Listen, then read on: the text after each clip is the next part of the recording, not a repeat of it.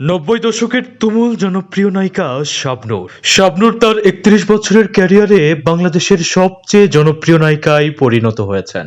বর্তমানে অস্ট্রেলিয়ার সিডনিতে বসবাসরত অবস্থায় তার ভক্তদের এক দুঃসংবাদ দিলেন শাবনূর।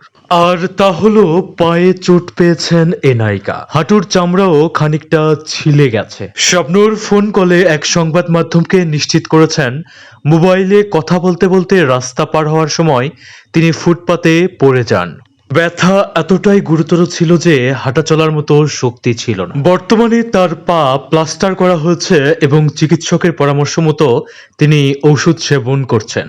শাবনূর জানিয়েছেন, হাঁটা চলার সময় তিনি আর কখনো মোবাইল ফোনে কথা বলবেন না।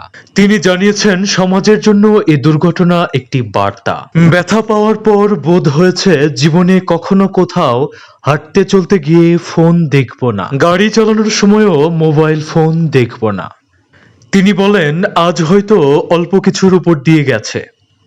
যদি গাড়ি চালানোর সময় মোবাইল ফোনে কথা বলতে গিয়ে দুর্ঘটনা ঘটতো, তাহলে তখন আমার জন্য অন্য কোনো একজন মানুষেরও বিপদ হতে পারত, আবার আমিও মারাত্মক দুর্ঘটনায় পড়তে পারতাম।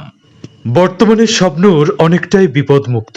তার দ্রুত সুস্থতা কামনা করে আজকের মতো এখানেই শেষ করছি।